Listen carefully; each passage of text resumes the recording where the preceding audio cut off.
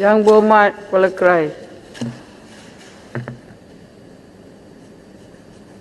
Bismillahirrahmanirrahim. Terima kasih Datuk Yang di-Pertua kerana memberi ruang kepada saya untuk mengambil bahagian dalam perbahasan Undang-Undang Pemeliharaan Hidupan Liar pindaan 2020 ini.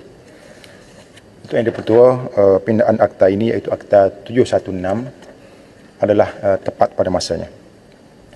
Malaysia sangat kaya dengan kepelbagaian spesies haiwan liar. Menurut laporan kebangsaan ke-6 Malaysia kepada Konvensyen Kepelbagaian Biologi 2019, negara dilaporkan memiliki 306 spesies mamalia, 742 spesies burung, 242 spesies amfibia, 567 spesies reptilia, lebih 2,000 spesies ikan dan 150,000 spesies invertebrata. Ini bermakna hutan dan hidupan liar di negara kita ini merupakan khazanah penting negara. Namun, kekayaan kepelbagaian ini bukan hanya perlu dibanggakan pada bilangannya dengan naungan Malaysia negara mega biodiversity, semata-mata jika hidupan liar terus terdedah dengan pelbagai bentuk ancaman. Data terbaru menunjukkan harimau Malaya hanya tinggal kurang daripada 200 ekor. Semua pihak kini perlu memandang nasib Raja Rimba ini yang menjadi ikon dan kebanggaan kita dengan lebih serius bagi mencegah aktiviti-aktiviti haram yang begitu rakus mendapatkan kulit, daging, kuku, taring dan tulangnya. Ternyata konflik manusia, haiwan liar tidak kurang hebatnya dalam mempengaruhi kelestarian jangka panjang haiwan liar di negara ini. Banyak spesies haiwan di Malaysia akan pupus jika tiada langkah drastik diambil untuk menangani isu pembunuhan dan pemburuan haram yang semakin kritikal. Perdagangan hidupan liar berlaku di sedunia dengan negara-negara mempunyai kepelbagaian biodiversity yang tinggi seperti Malaysia menjadi sumber kawasan transit dan hub bagi spesies yang diseludup. Datuk Yang di-Pertua, dalam mengejar kemajuan daripada pelbagai aspek, kelestarian hidupan liar tidak boleh dikesampingkan. Hakikatnya hidupan liar adalah aset yang sangat penting dalam persekitaran dan ekosistem kita, serta perlu dikekalkan kewujudannya. Hidupan liar yang semakin pupus akan menyebabkan ekosistem menjadi tidak seimbang. Justru hidupan liar juga berhak untuk dilindungi serta dipantau secara konsisten agar tidak mengalami kepupusan dan dapat dikekalkan untuk tatapan generasi akan datang.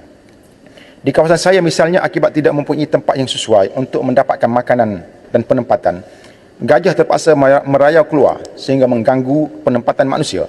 Terdapat 3 kawasan yang sering diganggu oleh kumpulan gajah ini, iaitu Selur Mengkuang, Latarek dan Pasir Kelang.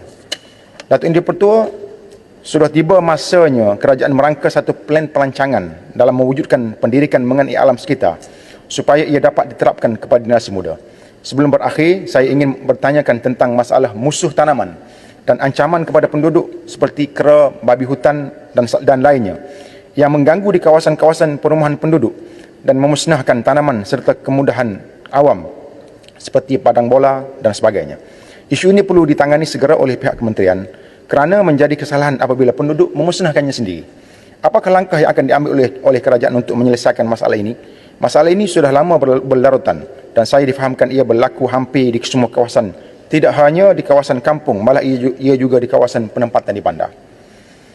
Datuk Yang di-Pertua, selain itu, saya ingin menyentuh tentang bajet khas untuk anggota perkhidmatan yang menjalankan operasi menangkap dan memindah gajah liar yang mengganggu penduduk.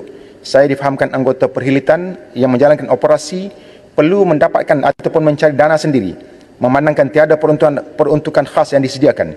Ini tentunya akan menyulitkan operasi, terutama apabila melibatkan masa yang panjang. Ada yang mengambil masa sehingga 2 minggu ataupun lebih.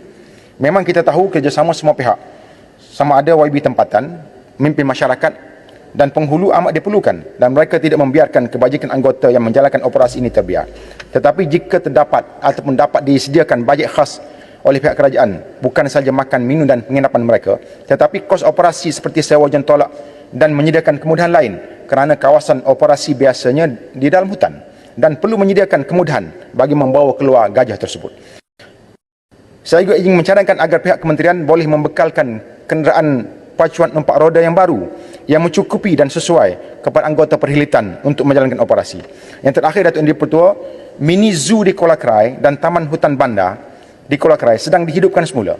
Saya mengharapkan agar mendapat sokongan daripada pihak Yang Berhormat Menteri, khususnya dari sudut meluruskan peruntukan yang sepatutnya bagi menyediakan fasiliti terbaik dan menempatkan haiwan yang bersesuaian, kerana tempat ini adalah satu-satunya zoo yang akan wujud di Kelantan.